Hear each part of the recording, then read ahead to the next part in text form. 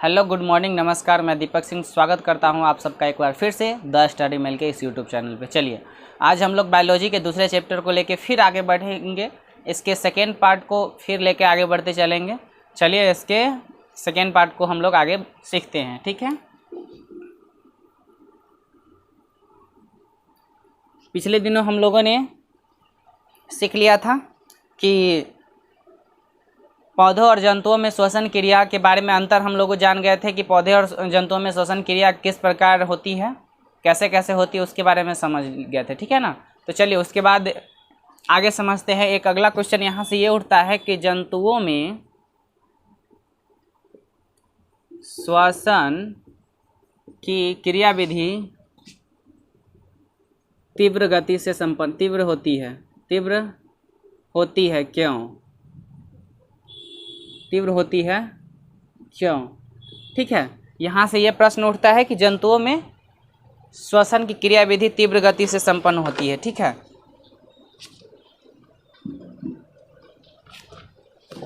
चलिए, इसको समझते हैं कि जंतुओं में श्वसन की क्रियाविधि तीव्र गति से संपन्न होती है, ठीक है। इसको समझने के लिए कल हम लोग समझ चुके थे कि जंतुओं में श्वसन की क्रियाविधि तीव्र क्यों होती है, कैसे होती है। कल हम लोग समझ गए थे जंतु और पौधों में समझ गए थे। दोनों में डिफरेंस भी कल सीखे थे। इसमें डिफरेंस कल सीखे थे, उसी का मीनिंग यहाँ पे यूज कर देना है। क्वेश्चन है जंतुओं में श्वसन की क्रियाविधि तीव्र गति से कैसे संपन्न होती है, ठीक है। अब देखिए, इसके लिए सिंपली हम क्या जवाब देंगे कि जंतुओं में उत्तर में लिखेंगे क्या, उत्तर में लिखेंगे कि सेम क्वेश्चन उतार देना है। जैसे कल मैंने बताया था आपको कि जंतुओं में श्वसन की क्रियाविधि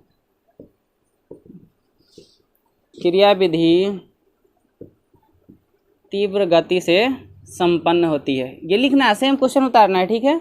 लेकिन लास्ट में थोड़ा सा चेंज करना है।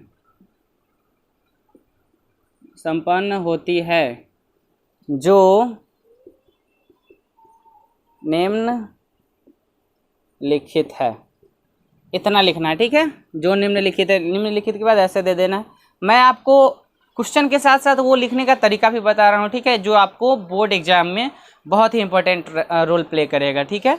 यहाँ से आपको बहुत ही अच्छा, मतलब कि अच्छा क्वेश्चन कैसे लिखा जाता है उसके बारे में यहाँ से समझ में आ जाएगा, ठीक है। आपको यहाँ से जंतुओं को ऊर्जा की आवश्यकता अधिक होती है। अब यहाँ से इसका हेडिंग देखिए, मतलब इसका उत्तर लिखेंगे कि ऐसे भी आप टॉपिक वाइज भी करके आप इसका आंसर लिख सकते हैं, लेकिन टॉपिक वाइज करने से अच्छा होगा कि आप इसको पूरा सिंपली लिखते चले जाइए। जैसे यहाँ पे लिखेंगे जंतुओं में निम्नलिखित है, ठीक है, या संपन्न होती है तीव्र गति से संपन्न होती है क्योंकि, इसको मिटा के यहाँ से और अपना आंसर जो है उसको चेंज कर सकते हैं। क्योंकि जंतुओं को ऊर्जा की अधिक आवश्यकता होती है, अधिक आवश्यकता होती है, जिसके कारण अधिक आवश्यकता होती है। और इसमें हम इंक्लूड कर सकते हैं, और क्या इंक्लूड करेंगे वो देख लेते हैं। और इंक्लूड करेंगे या इतना ही लिख करके आप लिख सकते हैं कि अधिक आवश्यकता होती है, इसलिए जंतुओं में श्वसन की क्रियाविधि तीव्र गति से संपन्न होती है,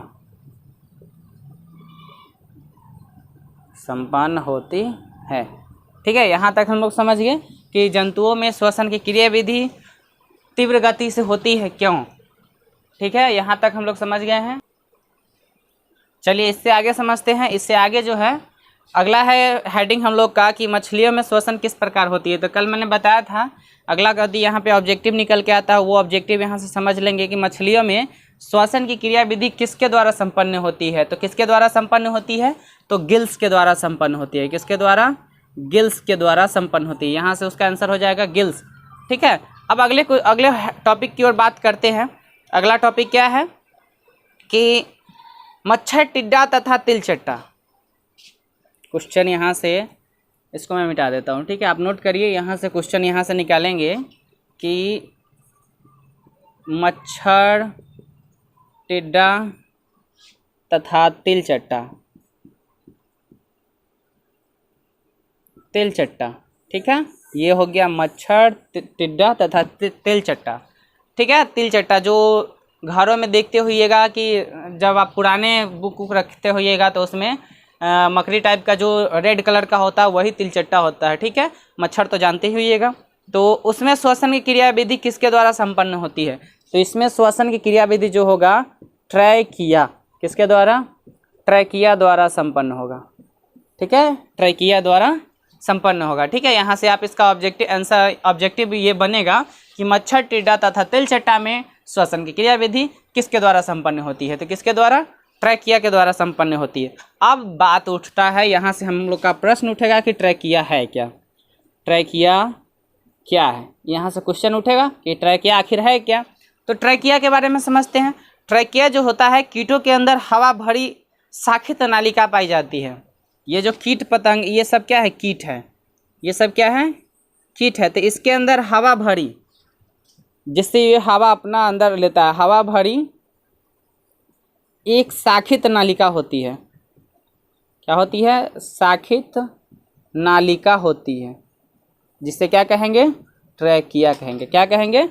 ट्रैकिया कहेंगे। ठीक है, यहाँ से हम लोग ट्रैकिया समझ गए। अब चलिए यहाँ तक हम समझ गए कि ट्रैकिया क्या है। अब गिल कोष्ठ के बारे में समझते हैं। अगला टॉपिक है, अगला हेडिंग बना सकते हैं कि गिल कोष्ठ क्या है? गिल कोष्ठ क्या है? ठीक है, इसके बारे में समझते हैं। तो देखिए, बेसिक जो होता है मछलियों में श्वसन के लिए, मछलियों में श्वसन के लिए एक निश्चित स्थान है, जिससे क्या कहते हैं? गिल्स कहते हैं।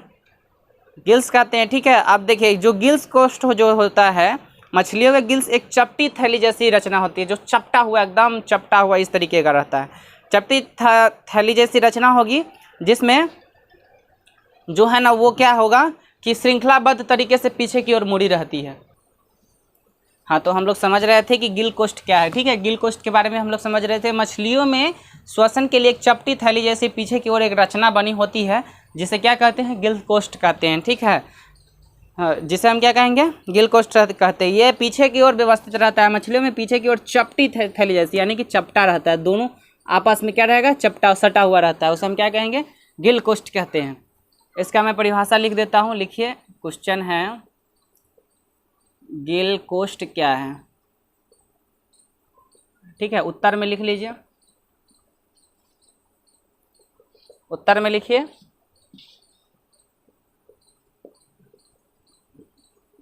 मछलियों के गिल्स एक चपटी थैली जैसी रचना होती है, जो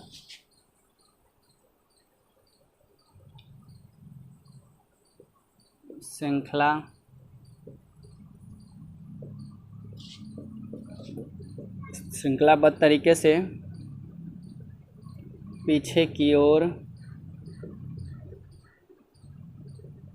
व्यवस्थित रहती है।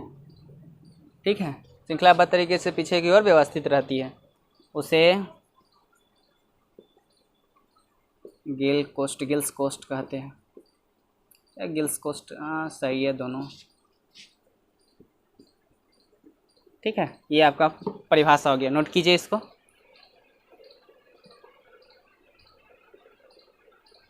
अब यहाँ से एक ऑब्जेक्टिव और आ गया कि झींग और सीप जो एक प्रकार का कीड़ा होता है, सीप में श्वसन क्रिया किस प्रकार होती है? श्वसन क्रिया किस प्रकार होती है?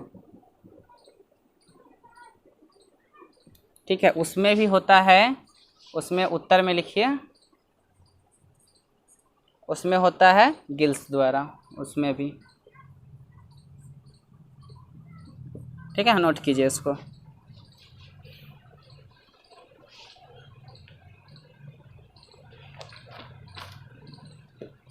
नोट कर लिए। अब चलिए समझते हैं जलीय श्वसन क्या है। क्वेश्चन है आपका, जलीय श्वसन क्या है? उत्तर में लिखिए। जलीय श्वसन जो होता है कि जल के अंदर जो जीव जंतु श्वसन करता है उसे हम क्या कहेंगे? जलीय श्वसन कहेंगे। लेकिन इसका परिभाषा कैसे लिखेंगे वो देखिए कैसे लिखेंगे। जलीय जंतुओं द्वारा, यहाँ पे लिखेंगे जलीय जंतुओं द्वारा, ठीक है, जलीय जंतुओं द्वारा जल से ऑक्सीजन गिल्स द्वारा ग्रहण किया जाता है। जिस प्रकार के श्वसन को क्या कहेंगे? जलीय श्वसन कहेंगे। जलीय जंतुओं द्वारा जल से ऑक्सीजन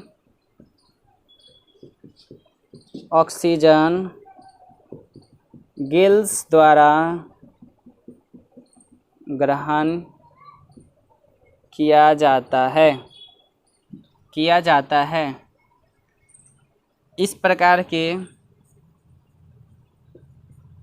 के श्वसन को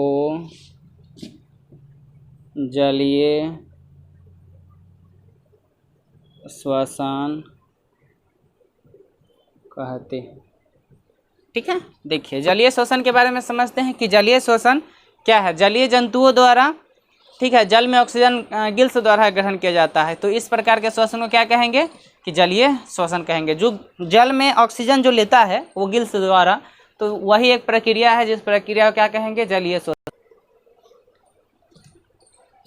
अब चलिए समझते हैं कि जंतुओं में श्वसन के लिए कितने टाइप होते हैं, यानी कि जंतुओं में श्वसन की क्रिया मुख्यतः कितने प्रकार से होती है। क्वेश्चन है आपका, जंतुओं में श्वसन की क्रिया कितने प्रकार की होती है या कितने प्रकार से संपन्न होती है, ये भी लिख सकते हैं। उत्तर में वही जो तरीका है आपका क्या लिखेगा, यही इसको उतार दीजिएगा कि निम्नलिखित प्रकार से संपन्न होती है। पहला देखिए, ये पहला जो है मुख्यतः जो है 3 प्रकार से संपन्न होती है। देखिए इसमें जो है कि जंतुओं में श्वसन की क्रिया मुख्यतः 3 प्रकार से संपन्न होती है। पहला क्या है उसके बारे में देखते हैं कि पहला है श्वास नली या ट्रैकिया, श्वास नली या ट्रैकिया। दूसरा हो गया फेफड़ा, जंतु में भी फेफड़ा होता है, ठीक है। और तीसरा हो गया गिल्स। इतना 3 टाइप से संपन्न होती है, ठीक है। अब चलिए आज के लिए इतना ही रहने देते हैं, फिर कल इससे आगे बढ़ते चलेंगे, कल इससे आगे लेके आगे बढ़ते चलेंगे, ठीक है। इसके बाद सब के बारे में समझेंगे कि कैसे कैसे होता है जंतु में, उसके बारे में समझ लेंगे। तो चलिए आज के लिए इतना ही रहने देते हैं। जय हिंद।